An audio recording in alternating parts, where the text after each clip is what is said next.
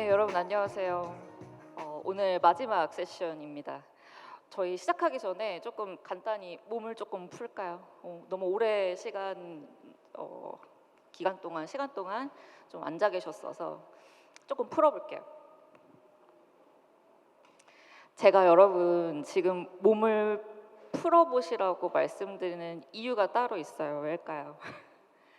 제가 봤을 때 지금 이 세션이 사실 밀도가 가장 높은 것 같아요. 지금 다른 진행되는 세션 중에 제가 알려드리고 싶은 내용도 많고 또 상대적으로 양도 굉장히 많습니다. 그래서 조금 밀도 있게 집중해서 봐주십사 하는 마음으로 조금 몸 풀어보시기를 권해드렸고요. 오늘 저는 이제 리서치 마스터 클래스 두 번째 세션, 전략 리서치 두 번째 세션, Make Data Speak, 액션으로 이어지는 분석 프레임 만들기 진행을 맡은 오픈 서베이의 데이터 비즈니스 그룹 현신혜입니다. 반갑습니다. 오늘 오신 분들이 공통점이 있어요. 네, 분석이라는 것을 굉장히 잘 하고 싶고 또 관심도 높으신 그런 분들이라는 공통점이 있으시거든요. 그런데 사실 굉장히 분석이라는 건 생각보다 어려워요. 저도 10년, 15년 그 기간 동안 분석을 굉장히 여러 번 했는데 항상 할 때마다 쉽지 않아요. 근데 저희를 만나시는 고객분들도 항상 이렇게 어려워하신다라는 느낌을 굉장히 많이 받습니다. 이제 조사 데이터를 받아도 무엇을 그리고 어디서부터 봐야 되고 어떤 걸 봐야 되고 어떻게 분석해야 되지 이런 것들 고민을 많이 하시거든요. 설문이 마무리가 되면 이제 보통 엑셀 파일 형태의 결과표를 매번 받아 보실 거예요.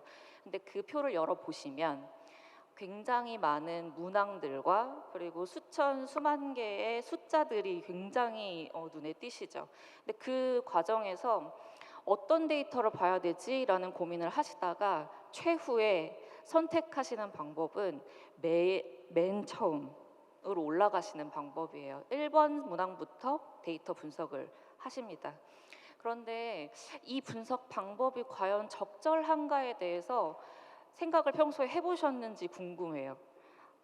오늘은 그렇지 않다는 얘기를 해드리려고 이 시간을 준비를 했습니다. 저는 이제 리서치 회사에서 한 7년 정도 근무를 하고 여러분과 비슷하게 기업 안에 브랜드 마케팅 팀 안에서 이제 내부 그리고 외부 데이터, 고객 데이터를 분석해본 경험이 있어요. 약 5년 정도 분석을 해봤기 때문에 상대적으로 그리고 개인적으로 여러분을 좀 잘 이해하고 있다고 생각하고 있고 또 오늘 그래서 말씀드리고 싶은 내용이 굉장히 많습니다. 그래서 많이 준비했거든요. 잘 집중해서 들어주세요. 제가 걸어온 그 시행착오의 길들을 좀 시간을 단축시켜서 여러분들이 좀 빠르게 가게 도와드리고 싶습니다. 그래서 오늘 이제 말씀 나눌 첫 번째 주제로 좀 넘어가 볼게요. 우리는 모두가 좋은 분석을 하고 싶고 또 so what, 실행으로 연결되는 분석을 하고 싶기 때문에 오늘 이 자리에 모였는데요. 그 전에 좋은 분석을 하기 위해서 우리가 미리 이해하면 좋을 것들을 좀 정리를 해봤습니다. 가장 첫 번째로는 사실 앞 세션에서도 강조를 해주셨어요. 질문이라는 것이 굉장히 중요하다. 분석을 할 때 질문이 없을 때와 있을 때 어떤 차이가 있는지를 좀 보여드리면 더 이해가 쉬우실 것 같아요. 질문이 없으면 모든 숫자의 값이 동일한 중요도를 가집니다. 그래서 Q1번으로 가서 전체 데이터를 보시는 과정을 거치시는 거예요. 그리고 분석이 시작부터 끝까지 단순히 높은 데이터 수치, 낮은 수치 값을 찾는 그런 과정이 되죠. 그런데 질문이 있다면 데이터를 어디서부터 어디까지 봐야 하고 내가 가진 질문에 어떤 문항을 찾아가서 그 문항 분석을 하면 되는지를 아실 수 있습니다. 그래서 좋은 분석은 데이터가 아니라 질문에서 시작된다는 사실을 우리가 마음에 담고 시작했으면 좋겠어요. 아마 아직 조금 이해가 안 가시는 분들이 많으실 것 같아서 제가 예시를 좀 만들어 봤습니다.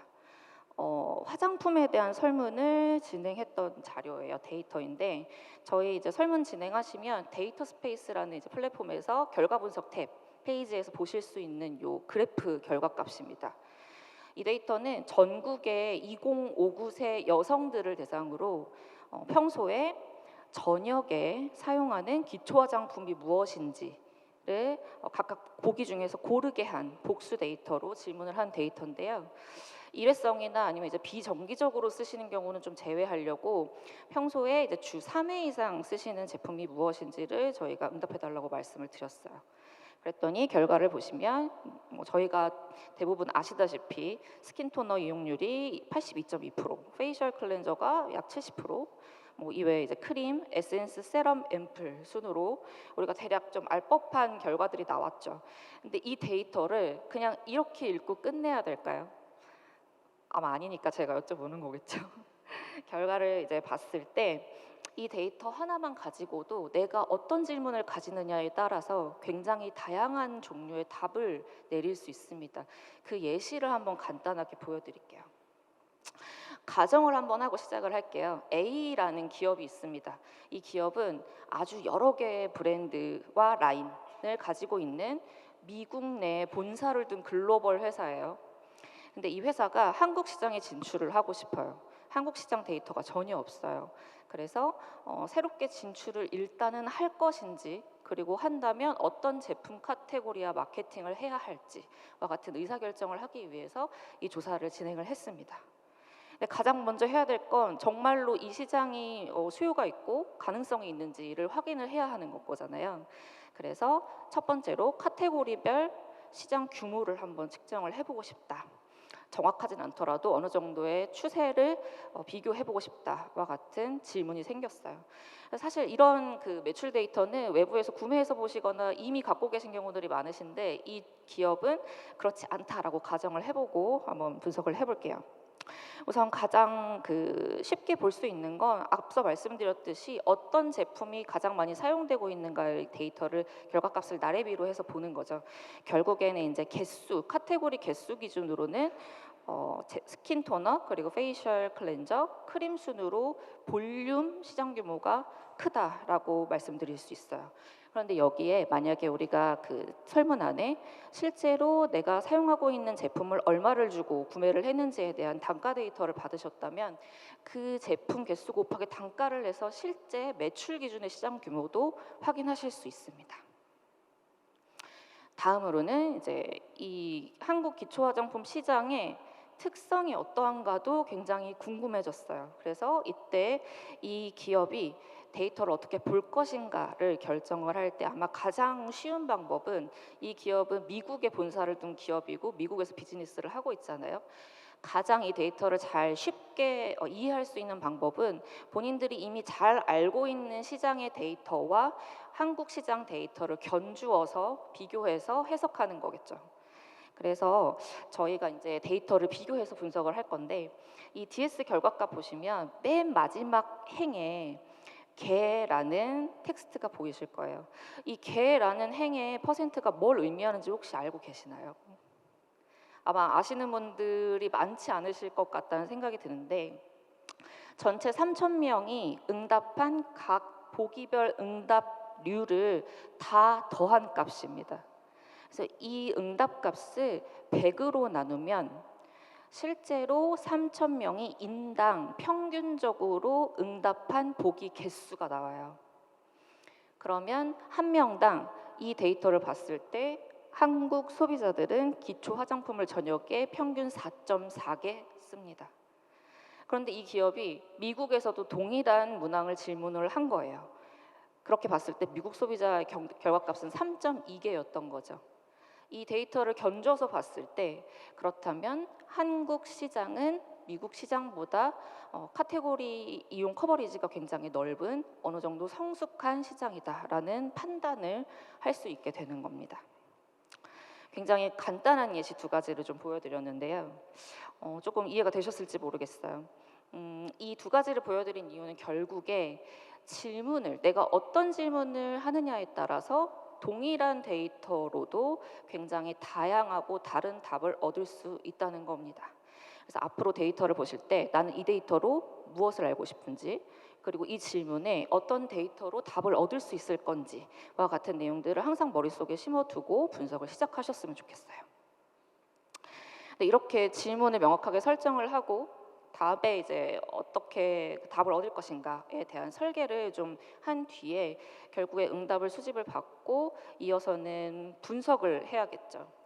근데 앞에서도 좋은 분석이라고 말씀을 드렸는데 좋은 분석이 결국 뭔가라는 질문을 좀 많이 하실 것 같아서 제 개인적인 생각에는 지표를 찾아내는 것, 그리고 그걸 보기 좋게 예쁘게 그래프를 그려서 표를 그려서 보고서를 만들어내는 것, 그것이 아니라 혹은 나만 열심히 파고들어서 나는 이 데이터를 다 알아.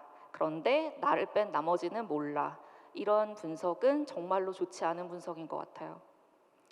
결국에는 질문에 대한 답을 찾고 또 행동으로 이어지게 만들어내는 그 분석이 좋은 분석이다 라는 생각을 했습니다.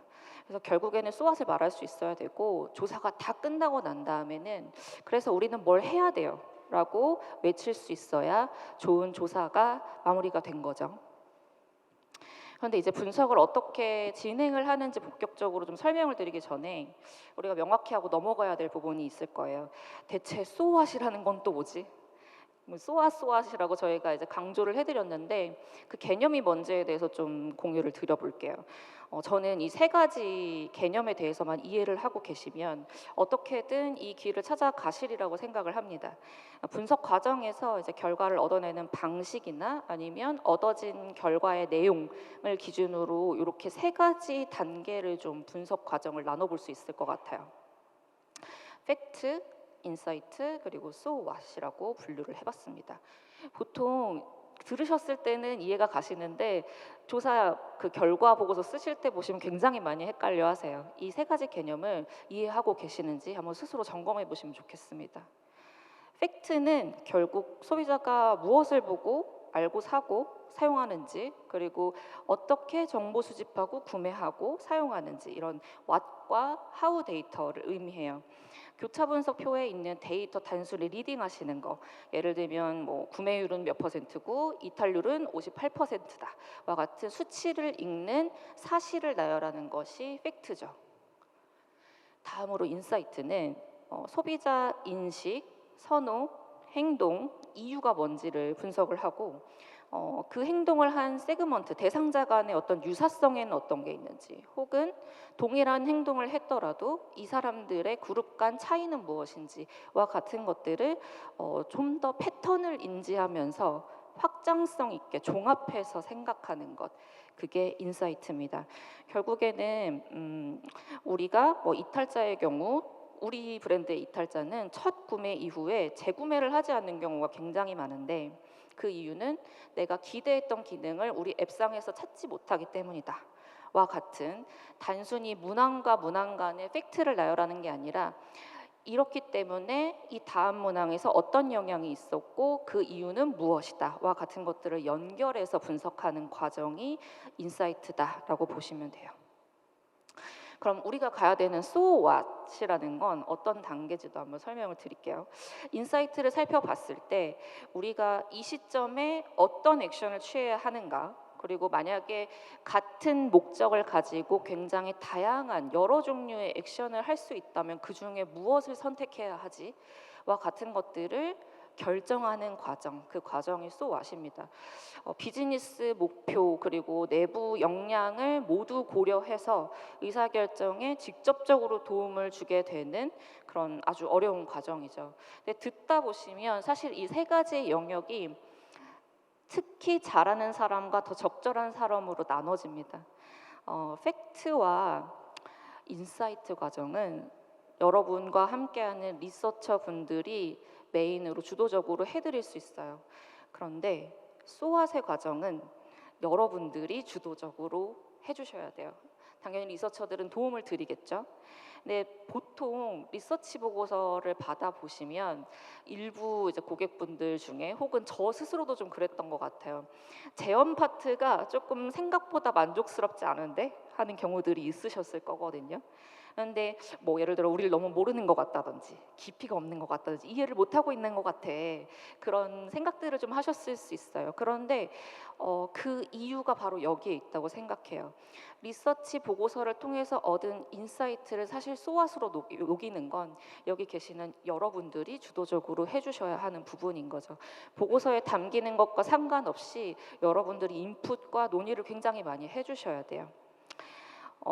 이렇게 조사를 통해 얻은 팩트와 인사이트를 이제 so what으로 액션 가능한 분석으로 만드는 게 조사의 최종 목표고 또 결론이어야 합니다. 그럼 이제 본격적으로 소아시 드러나는 분석을 위해서 우리가 고민해야 될 게 무엇인지 절차 그리고 질문 방법 같은 것들을 좀 말씀을 드릴게요. 앞서 이제 얘기했듯이 모든 소비자가 이제 소비자 조사가 질문을 가지고 진행이 돼야 된다, 시작돼야 된다라고 말씀을 드렸는데, 예전에는 사실 우선 궁금한 거 최대한 다 넣어서 보태보태병에 걸렸다고 하는데요. 혹시 모르니까 이것도 물어보자, 이것도 물어보자 하는 경우들, 혹은 나는 궁금하지 않은데 옆 팀에서 이거 슬쩍 넣어달래 하는 경우도 굉장히 많으셨을 거예요. 그렇게 최대치로 문항을 다 받아본 다음에 그 중에 나한테 중요한 거, 이 조사에서 실제로 중요했던 것만 골라서 보고서 장표를 쓰시고 결과 보고를 하시는 그런 경우 굉장히 많으셨을 거라고 생각해요. 그게 전형적인 마지막에 소왓을 도출하는 그런 프로세스입니다. 그런데 이제 오늘 이후로는 이렇게 바꾸셨으면 좋겠어요. so what을 먼저 고민하시고 그걸 어떻게 하면 더 잘 얻어낼까를 생각하시면서 설계도 하시고 수집도 하시고 분석도 하는 겁니다. 설명드린 so what 분석을 가장 잘 하고 있는 작업이 저희 트렌드 리포트 팀에서 발행하고 있는 트렌드 리포트예요. 제가 데이터 비즈니스 그룹 소속이라고 말씀을 드렸는데 저희 팀에서 트렌드 리포트 푸드 다이어리를 만들고 있거든요. 이 제작 과정을 좀 간단하게 설명을 드려볼게요. 이 페이지부터 한 3페이지 정도가 실제로 저희 트렌드 리포트를 만들 때 쓰고 있는 문서들을 정말 그대로 보여드리는 거예요. 가장 먼저 저희가 기획회의를 진행을 합니다. 지금부터 보여드리는 장표, 이거 실제로 저희가 기획회의 미팅록 가지고 온 거예요. 트렌드 리포트는 실제로 이제 비즈니스 문제를 해결해주는 그런 과정을 거치는 게 아니거든요. 어떤 기업이 제가 이런 문제가 있어요, 이런 게 궁금해요라고 가지고 오시는 주제들이 아니라 저희가 스스로 주제를 정하고 문항도 정합니다. 그렇기 때문에 기획회의에서 이번 주제는 뭘로 할 건데 이 주제에서는 이 테마에서는 이런 문항들을 좀 질문하고 싶어, 이런 질문들에 대한 답을 얻고 싶어를 설정하는 과정을 거쳐요. 그래서 저희 TF1들이 다 실제로 그 담당자, 그 주제 산업 카테고리의 실무자로 빙의를 해서 주제도 선정하고 문항도 설정을 합니다. 이 과정에서 실제로 이렇게 저희가 리포트 예상 독자를 설정을 하고요. 식음료 업계 관계자, 저희가 이번에 보여드릴 예시는 음료 트렌드 리포트예요. 제로 음료를 출시하거나 혹은 라인업을 확장하고 싶은 그런 기업의 실무자가 예상 독자이고 저희가 그 사람이 되었을 때 무엇이 궁금할까라는 내용으로 저희가 기획회의를 진행을 했습니다. 그랬을 때 이 사람이 제일 중요하게 궁금할 것 같아 라고 설정했던 내용은 요즘 제로 시장 뜨고 있는데 어떤 카테고리에 제로 음료를 출시하는 게 좋을까? 라는 고민을 하겠다라는 설정을 했어요. 그래서 실제로 제로 음료 시장이 얼마나 성장을 했는지, 그리고 어느 음료군에 더 기회가 있을지, 그리고 어떤 사람들을 타겟을 해야 잘 팔릴지와 같은 질문 셋을 만들었습니다. 리포트에 쓸 메시지를 실제로 저희가 미리 작성을 하는데요. 왼쪽 상단 보시면 장표 구성안 10페이지라고 되어 있어요. 저희가 조사를 진행하지 않은 상태에서 리포트 10장에 들어갈 메시지를 스토리라인을 쭉 씁니다. 데이터 수집을 안 한 상태에서. 대부분 어떤 가설들을 다 가지고 계실 거기 때문에 그 가설을 기반으로 데이터가 이러할 것이다 라는 구조를 잡고 10페이지에 들어갈 메시지를 다 적어요. 그럼 그 메시지를 검증하기 위해서 필요한 문항들이 나올 거예요. 그래서 실제 분석할 문항을 하단에 쭉 이어 붙입니다. 이런 문항이 필요해. 그리고 더 나아가서는 실제로 설계가 된 문항의 문항 번호까지 작성을 해둬요. 그 다음에 실제 실사가 완료가 된 이후에는 설정해냈던 질문에 답을 줄 수 있는 문항들을 분류를 해서 가설을 검증을 하고 답을 내립니다. 위에 설정했던 질문 가설, 아까 앞서 보여드렸던 구조화 내용에서 가지고 온 설문 진행 전에 완료된 질문 가설 그리고 분석해야 할 문항을 쭉 붙여놓고요. 그 밑에 실제로 나온 결과값 테이블을 쭉 붙입니다. 그리고 이 메시지는 이 시트에 있는 데이터를 최대한 분석하는 것에서 끝나요. 이 이상의 데이터를 추가적으로 분석하는 것을 진행하지 않습니다. 이 과정에서 저희가 생각했던 가설이 실제인 것으로 판명이 나기도 하고요. 그렇지 않은 경우도 많아요. 그렇다면 기존에 저희가 잡았던 스토리 라인을 다시 재수정하면서 방향을 재조정을 하는 거죠. 이런 과정을 거치면서 실제로 리포트가 완성이 됩니다. 여기까지 좀 간단하게 설명을 드렸는데 So What을 도출을 해내기 위한 필요한 분석의 절차가 무엇인지 좀 간단하게는 감을 잡으셨을 것 같아요. 그럼 이제 So What 분석을 할 때 필요한 좋은 질문이라는 것의 조건이 무엇인지 또 궁금하실 것 같아요. 저는 이 세 가지 질문의 틀, 요건이 가장 중요하다고 생각을 하는데요. 무슨 일이 어디에서 일어나는지, 그리고 이제 상황을 진단하는 질문이죠. 그리고 두 번째로는 왜 그런 일이 발생하는지에 대한 원인을 파악할 수 있는 질문, 그리고 우리는 앞으로 어떻게 해야 하나와 같은 해결 방안을 모색할 수 있는 질문, 이렇게 큰 세 가지 틀의 질문을 만드셔야 돼요. 이 질문을 구체적으로는 이제 그리고 나와 같이 이 문제를 해결할 우리 팀원들의 모든 정보와 가설이 포함이 되어야 됩니다. 그냥 질문하는 게 아니라 굉장히 범위를 좁혀가면서 질문을 해야 돼요. 그리고 단순한 팩트나 지표가 궁금한 게 아니라 우리는 답을 찾고 있는 거야 라는 공감대가 반드시 필요해요. 더 쉽게 예를 좀 들어보면 이런 질문들을 아주 많이 하시죠. 이제 투두 리스트에 이 조사를 통해서 이걸 알고 싶어요 라고 요청을 하실 때 가장 많이 작성하시는 질문들이에요. 우리 브랜드 인지율, 선호도, 이용률, 만족도가 얼마나 될지 궁금해요. 우리 제품의 어떤 점이 불만족스러운지 궁금해요. 무엇을 개선을 해야 한다고 소비자들이 생각하는지 궁금해요. 그런데 이 질문 적절하다고 생각을 하실까요? 제가 보여드린 이유가 있겠죠? 그렇지 않습니다. 실제로 조금 더 적절하다, 좋은 질문이다 라고 생각되는 예시들을 좀 보여드릴게요. 우리 브랜드에 무슨 일이 일어나고 있지? CRM 데이터를 내가 내부 데이터를 한번 봤는데 30대 이용률이 유난히 떨어지네. 이거 정말일까? 가설 검증. 그리고 왜 그런 일이 일어나는가를 데이터로 봤더니 상반기에 30대 타겟 프로모션이 좀 상대적으로 빈도가 줄었어요. 그럼 그것 때문일까? 검증. 앞으로는 무엇을 해야 되지?에 대한 질문에 대해서는 그럼 그거 우리 비용 효율 때문에 앞으로 더 이상 할 수가 없는데 그럼 어떤 혜택을 줘야 하지? 30대 타겟한테 선호도가 높은 프로모션은 어떤 종류의 프로모션이지? 와 같이 구체적인 질문을 만드셔야 돼요. 왼쪽의 경우에는 지표가 나오면 단순히 해결이 되는 질문이에요. 인지율은 몇 프로, 선호도는 몇 프로. 그런데 오른쪽은 답이 나와야 합니다.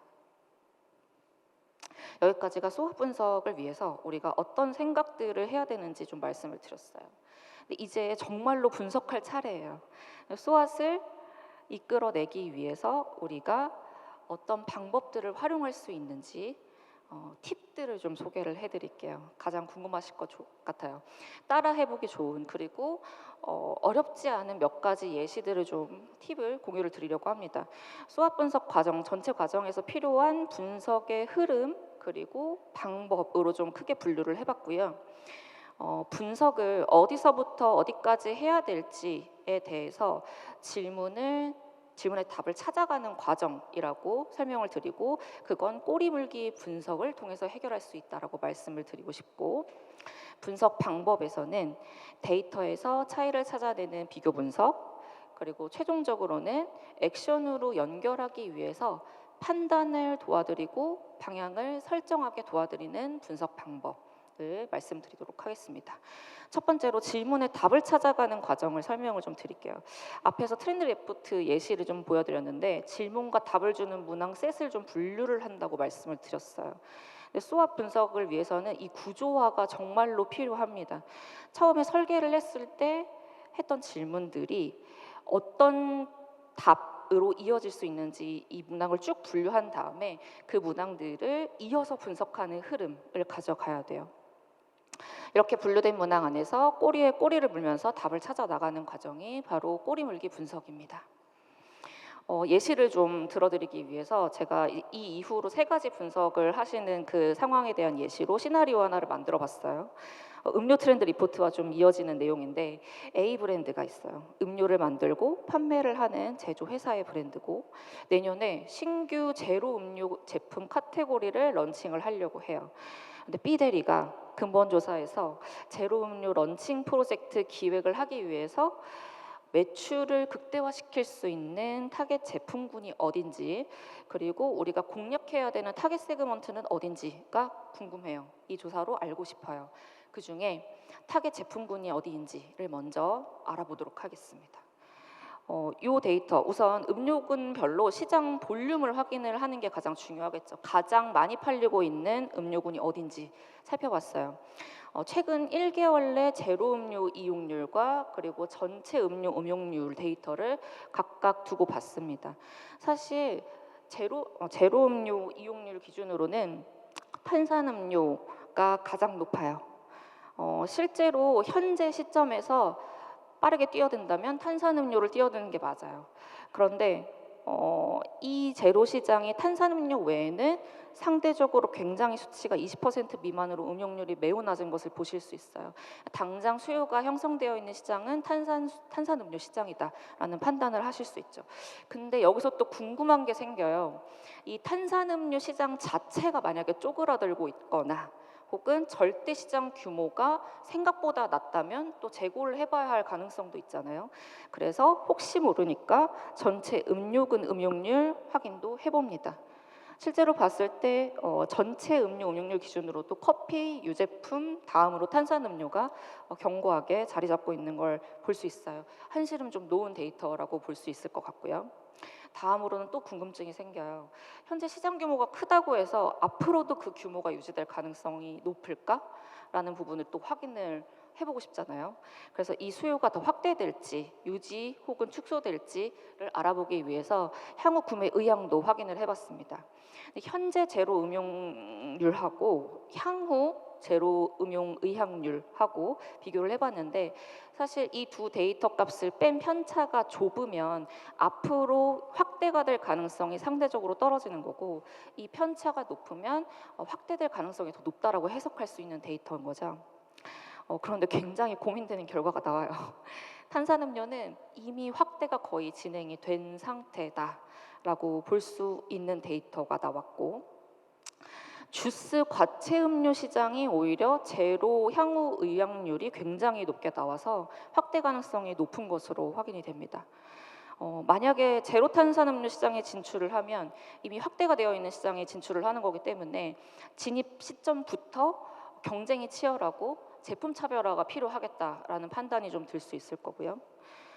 주스 과체 음료 시장은 반대로 향후에 확장 가능성은 매우 높은데 현재 수요가 확보되어 있지 않고 향후에 확대되더라도 탄산음료만큼 확대가 될까라는 의문이 들었어요.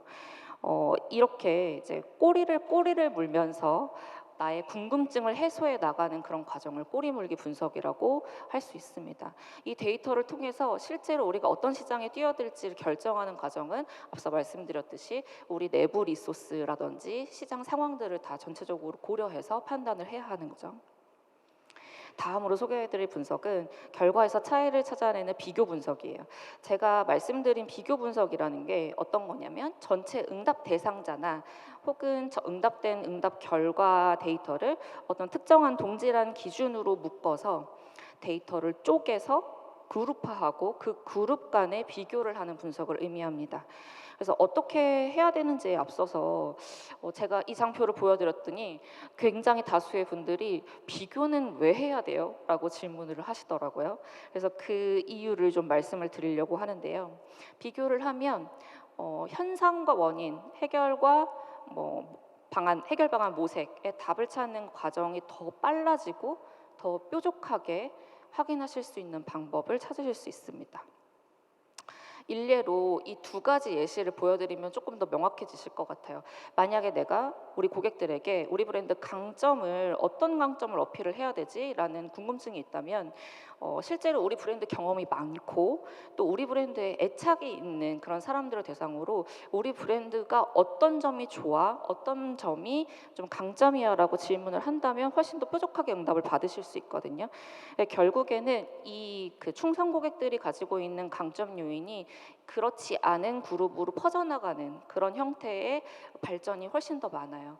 그래서 이런 경우에는 실제로 우리 브랜드를 긍정적으로 평가하는 선호 그룹, 만족, 지속 이용 그룹들을 대상으로 실제 데이터의 차이를 분석을 하는 경우들이 굉장히 유용할 것이고요. 반대로 페인 포인트를 찾아낼 수도 있을 거예요. 이 페인 포인트는 예를 들어 진입 시점을 좀 나눠서 초기 진입 그룹과 그리고 중후반 진입 그룹을 나눈 다음에 실질적으로 우리 브랜드 경험을 더 빠르게 해본 초기 진입 그룹의 이탈률이라든지 아니면 이탈 요인들을 확인을 한 뒤에 그 요인들을 예방 전략으로 가지고 간다면 뒤에 중후반으로 진입한 고객들의 이탈을 막을 수 있는 그런 방안들을 생각해 볼 수 있겠죠. 이런 식으로 비교 분석을 진행해 보실 수 있습니다. 그런데 또 이렇게 생각하시는 분들이 있을 수 있어요. 비교 분석 굉장히 쉬운 것 같은데 이 얘기를 왜 하지? 라고 생각하실 수 있는데 여러분들이 오해하시는 것 중에 하나가 전문가들이 굉장히 어렵고 복잡한 분석을 할 거라고 생각을 하시잖아요. 그런데 절대 아닙니다. 전문가들, 리서처들이 전달해드리는 리서치 보고서의 약 80%는 정말 간단한 비교 분석이에요. 강점이나 약점 그리고 세그먼트별 반응 차이 같은 것들은 특히 이렇게 비교를 하면 훨씬 더 잘 보입니다.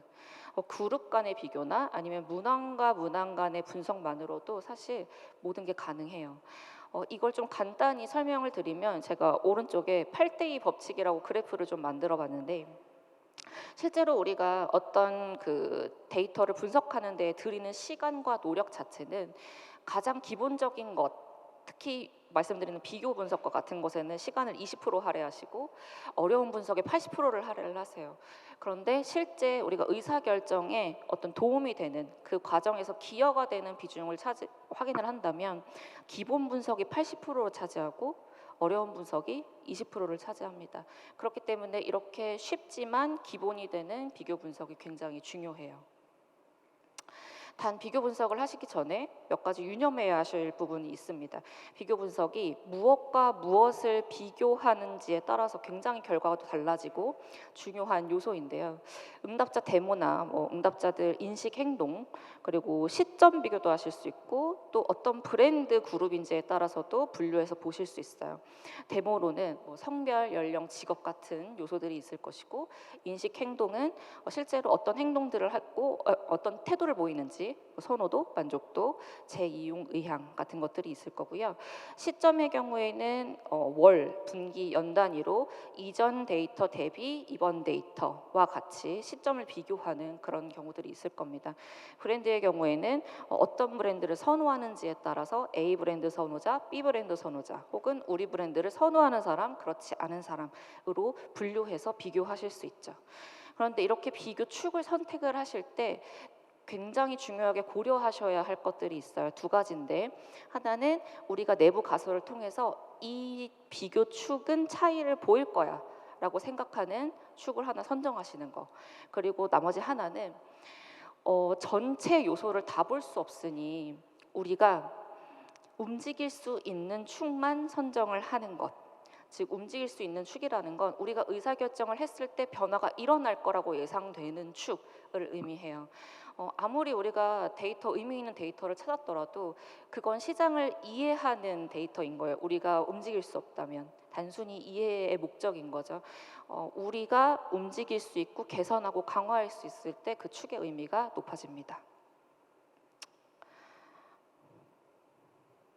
자, 앞서서 이제 A 브랜드 B 대리가 어떤 제품군에서 제로 음료 출시하는지 그 분석 흐름을 보여드렸는데 이 B 대리가 탄산음료 시장에 진출을 하자라고 마음을 먹었어요.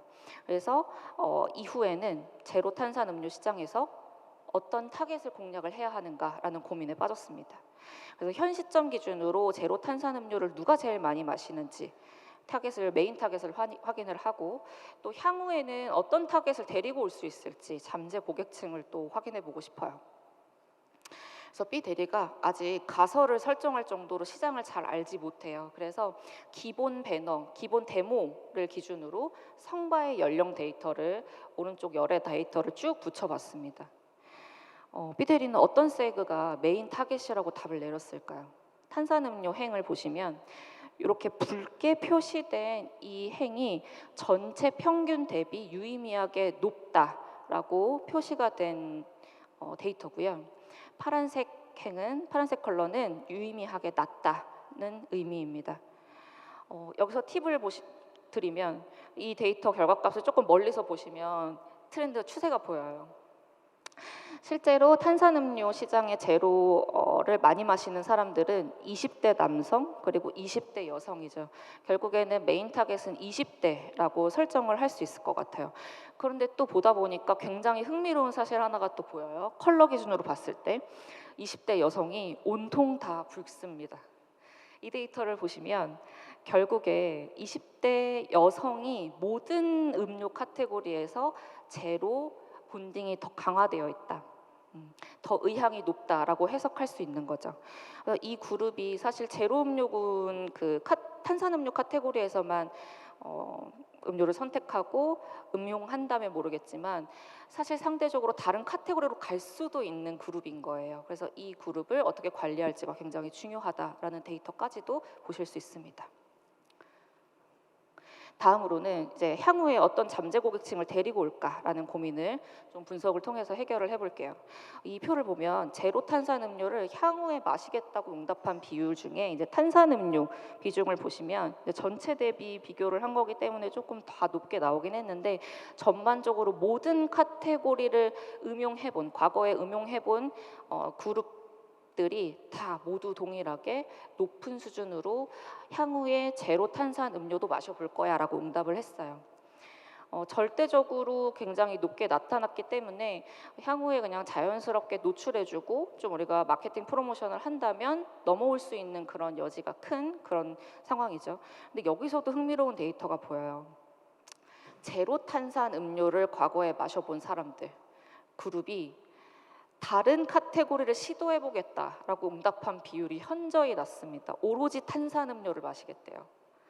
그래서 이 경우에 이 제로 탄산 시장은 결국 고객들의 충성도가 굉장히 높은 시장일 수 있겠다라는 생각을 하게 되는 데이터인 거죠.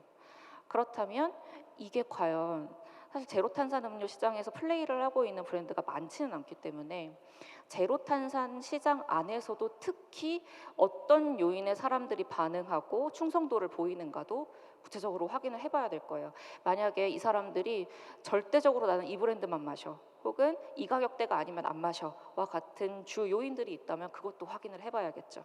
이런 식으로 비교를 통해서 데이터 분석을 했지만 또 향후에 꼬리물기를 하면서 궁금증을 해결해 나가는 그런 분석들을 하실 수 있습니다. 마지막으로는 이제 조사 결과를 실제 액션으로 연결을 할 때 하는 고민들을 좀 짚어보고 도움을 좀 드려보려고 해요. 대부분의 기업들이 이 세 가지 고민들을 좀 공통적으로 하시거든요. 무엇을 언제 어느 시점에 해야 되지? 그리고 그거 진짜 해야 돼? 말아야 돼? 하게 된다면 어떻게 해야 되지? 이 세 가지 질문이 가장 액션을 결정하실 때 주요한 질문이신데 무엇을 언제 해야 하나의 측면에서는 주요한 인덱스들을 좀 간단히 발췌를 하셔서 꾸준히 트래킹을 하시고 모니터링 하시기를 권해드려요.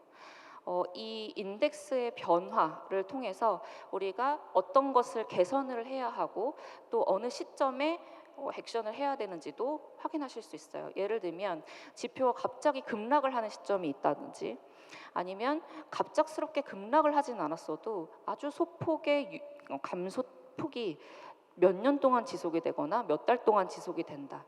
이러한 부분들을 좀 고려를 하셨을 때 우리 지금 뭔가 액션을 해야 될 타이밍인 것 같아라는 결정을 하실 수도 있겠죠. 근데 실제로 이거 액션을 해야 돼 말아야 돼 라는 측면에서는 내부 실행 기준을 만드시는 걸 추천을 드려요. 이 내부 실행 기준이라는 건 당연히 모든 사람들이, 이 일에 관여된 사람들이 이해할 수 있고 납득할 수 있을 만한 정량 지표가 필요하다는 의미입니다. 만약에 내가 신제품을 내야 되는데 만족도가 80점 이상이면 우리는 출시하자.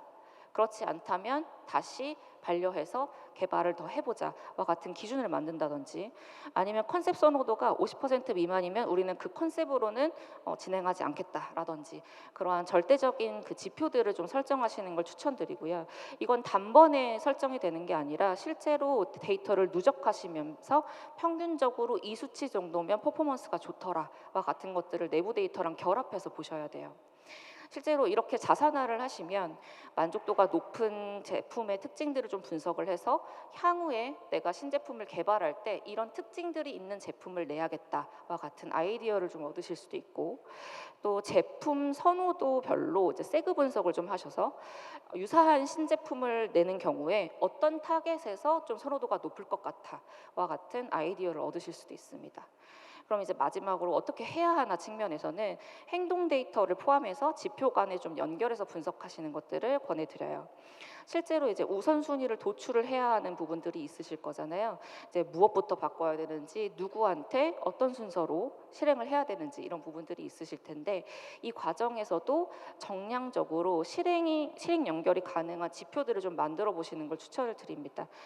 액션으로 변화시킬 수 있는 부분인지, 그리고 가장 중요한 건 개선을 했을 때 어느 정도의 효과가 있을 것인지를 아주 간단하게라도 내부 설득을 할 수 있는 지표를 만드시기를 추천을 드려요. 그런데 이 팁을 다 알려드려도 굉장히 많은 고객분들이 우리 회사 비즈니스 문제는 좀 달라요, 특별해요, 이걸로 좀 해결이 어려울 것 같아요 라고 말씀을 하세요. 그런데 결국에는 실제로 기업들이 마주하는 비즈니스 문제는 조금 유형화가 가능합니다. 내가 하는 곳, 그리고 내가 있는 곳, 그리고 하는 일이나 아니면 내가 어떤 상품이나 서비스를 판매하느냐에 따라서 조금씩 달라질 뿐이에요. 그래서 이런 대표적인 유형들을 좀 소개를 드리려고 합니다. 제가 지금 이후로 이제 소개드리는 내용들은 실제로 여러분들이 여기 참석하시기 전에 사전 설문 통해서 이런 것들이 궁금해요라고 말씀하셨던 비즈니스 문제들을 조금 보여드리는 거예요. 어떤 분들에게는 조금 쉬운 그런 유형일 수도 있지만, 저는 사실 기본이 굉장히 중요하다고 생각하는 사람이고, 또 오신 분들이 한번 복기를 하고 가시면 좀 좋겠다라는 생각으로 공유를 드리려고 합니다. 가장 많은 기업들이 고민을 하시는 주제는 바로 브랜드 진단 그리고 성과 개선이에요. 고객들이 브랜드 경험하는 그 과정을 인지, 태도, 행동의 단계로 좀 나눠서 각 단계별로 지표를 만들어서 점검을 하고, 또 문제가 되는 부분들은 어디가 문제인지 Y 데이터 분석해서 개선하는 과정을 거칩니다. 이 과정을 브랜드를 건강하게 만드는 과정이라고 해서 브랜드 헬스 체크를 한다라고 말씀하시는 분들도 많으세요. 그래서 이런 유형은 가장 먼저 브랜드 퍼널로 구성되는 표준 항목들을 살펴보셔야 되는데, 기본적으로 인지 태도에서는 인지도, 선호도, 만족도, 추천 의향 같은 지표가 있고, 행동 데이터에는 최초 혹은 최근 몇 개월 이내에 이용 구매율, 주 이용 주구매율, 재구매율, 향후 구매 의향과 같은 그런 주요 인덱스들이 있습니다. 이 데이터들을 꾸준히 트래킹하시면서 이제 원인 파악들, 그리고 시점에 대한 고민들을 하시게 될 거예요. 그 과정에서 주요하게 좀 분석하시면 좋을 만한 그런 분석 방법은, 필요한 분석이 스테이지 컨버전, 그러니까 전환율을 해석하는 겁니다. 이 전환율이라는 건 앞 단계에서 뒷 단계로 이동하는 비율을 계산을 하시는 거예요. 이 비율이 예를 들어 최근 구매에서 주구매로 넘어가는 비율이 우리는 50%였는데 갑자기 30%로 줄었네 구매와 같은 이 비중 비교를 하시는 거거든요. 그래서 이런 퍼널 구조를 이해하고 전환율을 분석을 하시면서 전환율이 낮아지거나 혹은 이전 단계 대비 급감하는 단계가 있다면 이제 페인 포인트로 포착을 하시는 거죠. 그리고 왜 그 단계가 떨어졌는지에 대한 Y 데이터 분석을 하시는 겁니다. 이후로 해결 방안 부분에서는 이제 그걸 해야 돼 말아야 돼, 개선해야 돼 말아야 돼, 어떤 것부터 해야 돼와 같은 의사결정을 하셔야 되죠. 그래서 우선순위 설정하고 개선 효과를 산정하고 실행하는 과정이 필요합니다. 이 과정에서 앞서 어떤 정량 지표를 간단하게나마 설정하시는 게 좋겠다라고 말씀을 드렸는데, 실제로 기회 규모가 어떤지를 계산하는 그런 방식들이 있어요. 저희가 이제 간단하게 설명을 드려놨는데 구체적으로는 이제 저희를 찾아오시면 좀 더 잘 설명드릴 수 있을 것 같아요. 그래서 우리가 이 단계를 개선시키면 이 다음 단계 전환율이 몇 프로가 올라가와 같은 것들을 계산하실 수 있습니다. 그런데 이 과정을 조금 더 쉽게 만들어 놓은 저희 프로덕트가 있어요. 앞서 이제 키노트 세션에서 저희 대표님이 설명하셨던 이 브랜드 퍼널 대시보드입니다. 실제로 이 문항들을 꾸준히 트래킹을 하시면서 브랜드 간에 어떤 데이터 편차가 보이는지와 같은 것들을 보실 수 있고요. 이 하단에 우리 브랜드의 병목이 어디인데 그 병목을 해결하면, 예를 들어 A 브랜드가 자사 브랜드고 주구매로의 전환율이 29.9%인데 이 단계에서 전환율을 가장 좋은 성과를 보이는 B 브랜드의 39.4%까지 개선을 한다면 우리의 주 구매율은 6.1%까지 증가시킬 수 있어와 같은 계산을 자동으로 해줘요. 이런 형태 제품에 해주지 않더라도 담당하시는 그 실무자들이 직접적으로 계산을 해서 지표를 보여주시면 실제로 리서치를 액션화시키고 실행시키는데 조금 더 힘을 더 강하게 얻으실 수 있을 것 같습니다. 다음으로 이제 신제품 출시를 위해서 컨셉 평가를 하는 경우들이에요. 가장 먼저 봐야 될 건 당연히 향후의 구매 의향이 어떠한지입니다. 향후 구매 의향, 그리고 호감도, 필요도, 독특성, 차별성, 그리고 가격 수용도와 같은 지표들을 보시게 되고, 실제로 분석을 하실 때는 구매 의향과 호감도를 주요 지표 축으로 설정해 놓으시고 그 지표의 긍정 응답률이 몇 %인지를 먼저 분석을 하시는 게 좋아요. 그런데 이 두 지표 값이 일렬로 같은 방향으로 가지 않고 서로 다른 방향으로 가는 경우에는 왜 이런 현상이 발생하는지에 대해서 함께 물어본 다른 문항들의 결과값을 같이 분석을 하셔야 됩니다. 만약에 비구매, 비선호율이 높다면 그것에 대한 이제 주관식 응답을 받아서 분석도 해보셔야겠죠. 이것을 이제 결과 유형을 해석한 다음에 실제로 실행을 하는 경우들이 컨셉 평가 같은 경우에는 경험치들이 계속 쌓이시면 이 결과에 대한 해석도 유형화를 하실 수가 있어요. 실제로 구매 의향과 호감도 기준으로 분석을 했을 때 두 지표가 모두 높을 수도 있죠. 그런 경우에는 이 컨셉은 바로 출시를 고려할 수 있어요. 그런데 그렇지 않고 호감도는 높은데 구매 의향이 낮다든지, 구매 의향이 낮은데 뭐 필요도가 높다든지, 컨셉 내에서 가격 수용도만 높거나 다른 지표는 다 낮고, 또 전반적으로 두 지표가 모두 다 낮을 수도 있어요. 그런 경우에는 실제로 출시를 좀 보류를 하는 그런 의사결정을 할 수 있겠죠. 그런데 2, 3, 4번의 경우에는 왜 그런 경우가 나타났는지에 대한 원인 분석이 필요합니다. 해석이 달라질 수 있는 2, 3, 4번에 대해서만 위주로 좀 말씀을 드려볼게요. 컨셉 호감도가 높지만 구매 의향이 아쉬운 경우에는 왜 구매 의향이 낮은지 좀 Y 데이터를 보셔야 되죠. 컨셉의 문제인지 혹은 제품이 필요하다고 느껴지지가 않아서 선호도가 떨어진 건지, 구매 의향이 떨어지는 건지, 이런 이유들을 좀 파악을 하셔야 될 거고요. 3번에 구매 의향은 아쉽지만 필요도가 높은 경우에는 앞서 얘기했던 쪼개기를 통해서 좀 분석을 하시는 게 좋아요. 실제로 내가 필요하다고 느끼면 컨셉 평가도 높은 가능성이 높거든요. 그런데 그렇지 않다는 건 이 타겟 그룹 안에서 이 선호도나 구매 의향의 편차가 나타날 가능성이 높다는 걸 의미해요. 그래서 이 쪼개기를 통해서 그룹 간의 선호도 편차가 어디에서 보이는지, 그렇다면 어떤 그룹에서 선호도가 높은지, 그 그룹을 타겟해서 이 컨셉을 한번 밀어본다와 같은 의사결정을 하실 수 있죠. 다음에 이제 컨셉 내 평가 중에 다른 건 다 낮은데 가격 수용도만 높은 경우들이 있어요. 그런 경우에는 제품 매력도는 크지는 않은데 가격 경쟁력이 굉장히 좋은 거죠. 이런 경우에는 대부분은 출시를 보류하시는 게 맞지만 우리 브랜드가 만약에 채널 파워가 굉장히 유통 파워가 좋은 브랜드다라고 하시는 경우에는 실제로 전시를 해놓고 가격에 이끌려서 구매하시는 비중이 높을 수 있기 때문에 출시를 고려해 보실 수도 있습니다. 실제로 저희가 진행했던 컨셉 테스트와 퍼포먼스 바탕으로 좀 유형화를 해본 데이터예요. 마지막으로 광고 효과 측정에 대해서도 말씀을 드릴게요. 광고를 진행하고 난 다음에 성과를 어떻게 측정을 해야 할지에 대해서 굉장히 많이 고민을 하시잖아요. 근데 사실 인식을 묻는 소비자 조사에서 실제로 매출로 행동이 이어졌는지를 직접적으로 확인하시기는 좀 어려우세요. 그래서 조사를 통해서 아실 수 있는 건 광고를 통해서 소비자들이 우리 브랜드에 대한 인지가 어떻게 변화했는지를 확인해 보시는 것이겠죠.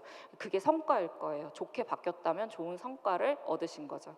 그래서 브랜드에 대한 인식과 태도 모두 지표로 확인을 하시고 광고 경험자, 미경험자 혹은 경험자 중에서도 뭐 이용 접촉 빈도라든지 접촉 채널별로 그룹을 또 쪼개서 그 그룹 간의 차이를 분석해 보실 수 있습니다.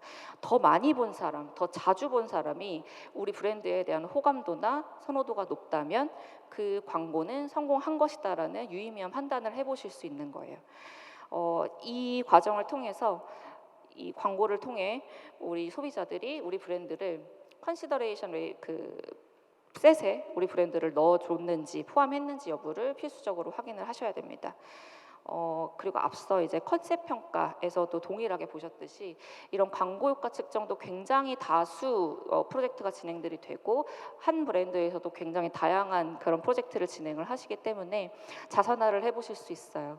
실제로 저희가 이제 광고 접촉률과 광고 내용 평가를 바탕으로 또 결과를 분류를 해볼 수 있었습니다. 총 4가지 정도로 분류를 해봤어요. 그래서 광고 접촉률도 높고 그리고 광고 평가 항목 점수도 고르게 높은 경우, 그런 경우는 사실 의심의 여지가 없이 광고 효과가 좋은 거죠. 그런데 그렇지 않고 접촉률은 높은데 광고 내용에 대한 평가는 좀 낮거나 접촉률은 낮은데 광고 평가 항목은 좋거나 접촉률 낮고 광고 평가 항목의 점수 차이도 별로 없는 경우, 그런 경우들이 있을 수 있죠. 여기서 원인 분석이 필요한 3가지 케이스에 대해서 설명을 좀 드려볼게요. 광고 중에는 접촉률은 높지만 광고 내용 평가에서는 크게 차이가 없는 경우가 있어요. 이런 경우는 되게 매체 집행은 잘 했는데 광고 품질이 별로인 경우, 이런 경우들 이렇게 결과가 보여집니다.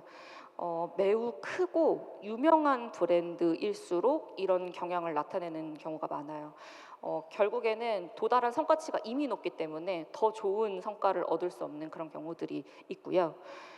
다른 하나는 접촉률이 낮은데 평가 항목 점수가 높은 경우예요. 이런 경우에는 사실 광고 품질이 너무 좋은데 광고 집행이 상대적으로 조금 미진해서 이런 경우가 발생했을 수 있습니다.